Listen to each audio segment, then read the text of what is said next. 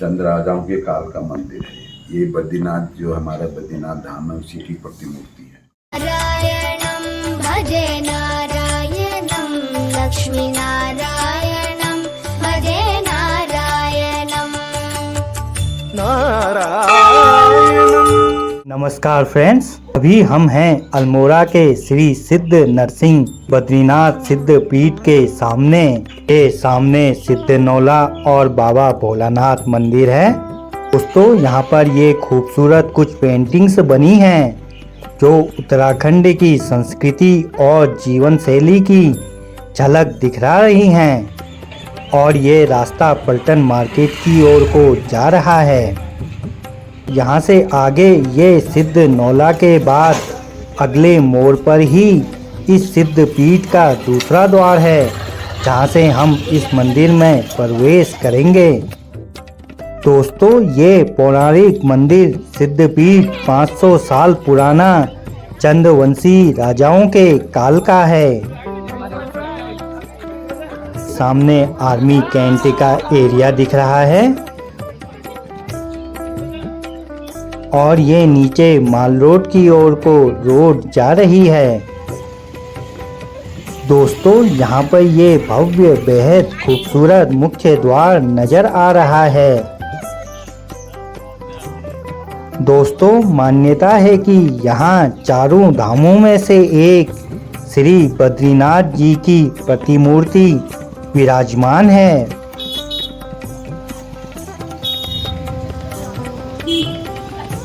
और ये दोनों दरवाजों पे बेहद ही खूबसूरत नक्काशी की गई है।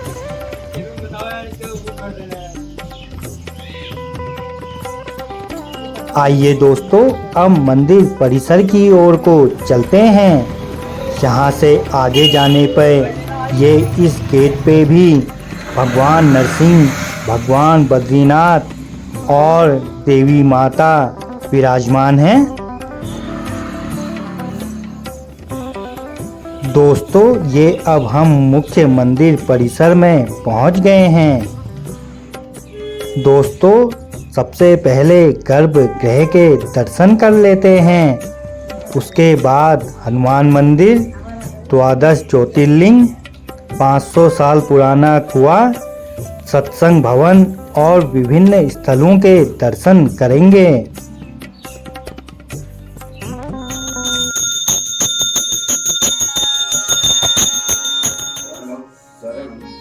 दोस्तों, ये रहा मुख्य मंदिर के अंदर का भव्य दर्शन, जहां पहुंचते ही मन को एक असीम शांति और ऊर्जा का एहसास हो रहा है।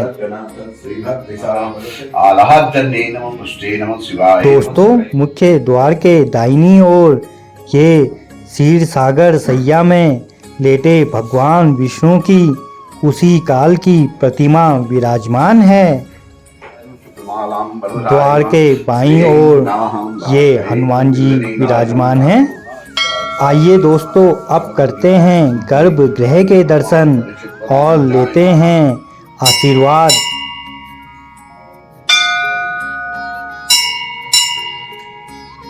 मेरा नाम हरिदास है और मैं यहाँ भगवान की सेवा पूजा करता हूँ। लगभग हम 3 पीढ़ी से यहाँ पर हैं। वर्तमान में मैं सेवा कर रहा हूँ। हमारा परिवार इधर ही पर रहता है और ये सिद्ध नरसिंह बद्रीनाथ जी का मंदिर है। इसमें जो है नरसिंह देवता भी हैं, लक्ष्मी नारायण भी हैं, राम लक्ष्मण सीता राधा कृष्ण हैं, वेंकटेश भगवान हैं, शालिग्राम भगवान हैं और रामानुज भगवान हैं। हनुमान जी की भी यहाँ पर विग्रह हैं और 12 ज्योतिर्लिंग केदारनाथ जी के रूप में स्थापित। दोस्तों, ये सामने बाईं ओर से श्री नरसिंह देवता, श्री लक्ष्मी नारायण, राम जी, सीता मैया, लक्ष्मण जी और श्री राधा कृष्ण विराजमान हैं। बीच में वेंकटेश भगवान, शालिग्राम की अनेक शिलाएं और रामानुजाचार्य जी की मूर्तियां हैं। दोस्तों, लकड़ी से बने हुए बद्रीनाथ केवल यहीं अल्मोड़ा के इस मंदिर में मिलेंगे और कहीं ऐसी मूर्ति स्थित नहीं है। ये मूर्ति काष्ठ कला का अद्भुत दिव्य नमूना है। दोस्तों, मुख्य मंदिर के सामने ही ये बजरंगबली हनुमान जी का मंदिर स्थित है। जय श्री राम।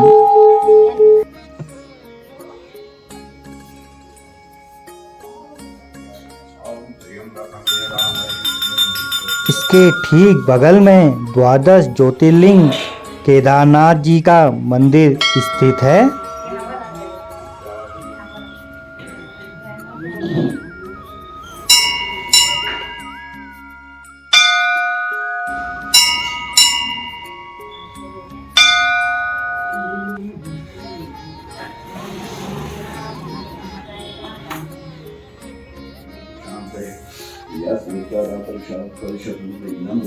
दोस्तों, इस मंदिर से आगे अब सत्संग भवन में हम पहुंच चुके हैं।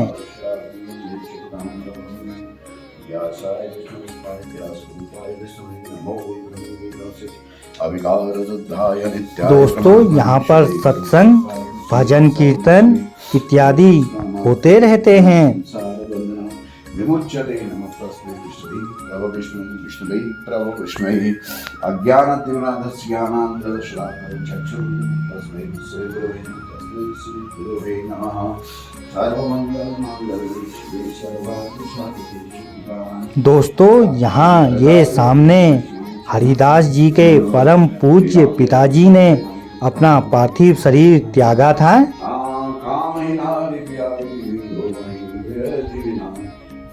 दोस्तों, सत्संग भवन के चारों ओर का दृश्य कुछ ऐसा दिख रहा है।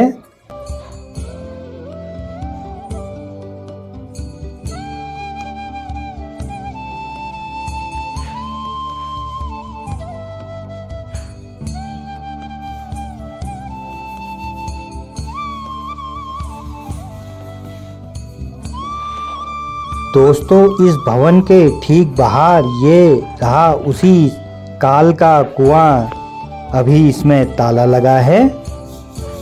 आइए हरिदास जी से इस दिव्य सिद्ध पीठ और महान हिंदू धर्म के बारे में कुछ और बातें जानते हैं। अद्भुत है, विलक्षण है, और ये जो कास्ट है इसको परिष्कृत किया गया है। उस काल के लोगों की कला, इतनी अद्भुत शिल्प कला और धर्म के प्रति उनका अनुराग विशेष रूप से दर्शाता है कि उन लोगों ने किस तरीके से धर्म को जिया, किस प्रकार से धर्म को अपने जीवन में उतारा, और समाज में क्या क्या धर्म के प्रति उन्होंने आस्थाएं जो हैं दी। हमारे समाज को हमारी धर्म नगरी, देवभूमि, सांस्कृतिक भूमि के नाम से जानी जाती है अल्मोड़ा। तो ये विरासतन ये बहुत उच्च चीज़ें हैं, लेकिन कालांतर में गौण होगी। अन्य चीज़ें जो हैं धर्म के स्वरूप बदलने से जो मूल स्वरूप उसका है सनातन स्वरूप, वो जरा इस समय हाशिए पे चला गया है, और नए तरीके की संस्कृति जो है धर्म की उसका उद्भव हो रहा है, जो एक चिंतनीय और दयनीय स्थिति हमारे धर्म के प्रति दर्शाता है। आस्था का अभाव और विदेशी और पश्चिमी सभ्यता का प्रचार प्रसार जीवन शैली में आ चुका है, और अपनी हमारी जो परंपरा है वैदिक सनातन और जो भारतीय मूल्य है वो पूर्ण रूप से गिर चुके हैं। उसका कहीं अब दर्शन परिलक्षित नहीं होता है, जो एक चिंतनीय विषय है। और अगर हमने इस पर विशेष तौर से गौर नहीं किया और आगे भविष्य को कोई अगर हमारी कार्य योजना नहीं रही, भविष्य के प्रति, भावी पीढ़ी के प्रति हमारा कोई दायित्व नहीं रहा, तो ये हमारी विलुप्त हो जाएगी आने वाले कुछ काल में। तो इसको संरक्षण के लिए हमें जो है अपनी पृष्ठभूमि जो है बनानी पड़ेगी। जो पूर्व के लोगों ने हमें धर्म दिया, संस्कृति दी, परंपराएं दी और रहन सहन का एक उच्च स्तर दिया, तो उसको हमें पुनर्जीवित करना होगा। अगर हम उसको पुनर्जीवित नहीं करेंगे तो हमारे जो भावी पीढ़ी है उसको हमारे न दर्शन के बारे में, न संस्कृति के बारे में, न धर्म के बारे में कोई ज्ञान नहीं होगा। और ज्ञान नहीं होने से क्या होगा कि हमारा धर्म विलुप्त हो जाएगा, कगार पर आ जाएगा। इसलिए हमें और हमारी जो परंपरा है उसको अक्षुण्ण बनाने के लिए हमें प्रयास करना पड़ेगा। अपनी भावी पीढ़ी को अपने सनातन धर्म के प्रति जो है आस्था जगानी पड़ेगी। आस्था व्यवहारिक रूप से जगानी पड़ेगी, ना कि बोल करके, अभिव्यक्ति के माध्यम से नहीं, बल्कि क्रियाशील होकर के हमें उस चीज़ को आगे बढ़ाना होगा। तब जाके हम इस धर्म को अपने संरक्षित कर सकते, बचा सकते। जो हमारी विरासतन ऐतिहासिक धरोहर चीज़ें, हमारी मंदिर हैं, बहुत सी धरोहरें हैं जो शिल्प कला से हैं, और जो हमारी शिल्प कला है, धार्मिक जो मंदिर, मठ मंदिर हैं, उनका संरक्षण अगर नहीं हो पाया तो ये विलुप्त हो जाएंगे, और विलुप्त होने के बाद इसको फिर बचा पाना बड़ा असंभव। और हमारा वेशभूषा किस तरीके से होनी चाहिए, भाषा व्यवहार कैसा होना चाहिए, संस्कृति के प्रति हमारा लगाव होना चाहिए। संस्कृत सर्वश्रेष्ठ भाषा है धरती की, इस ब्रह्मांड की सर्वश्रेष्ठ भाषा जो है संस्कृति है, न कि अन्य भाषा है।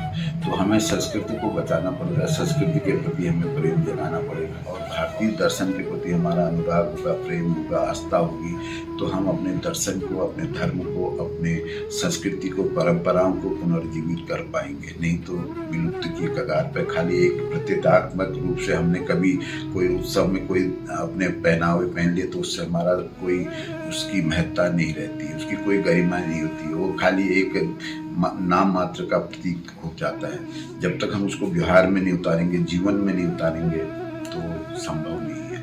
यही विशेष है।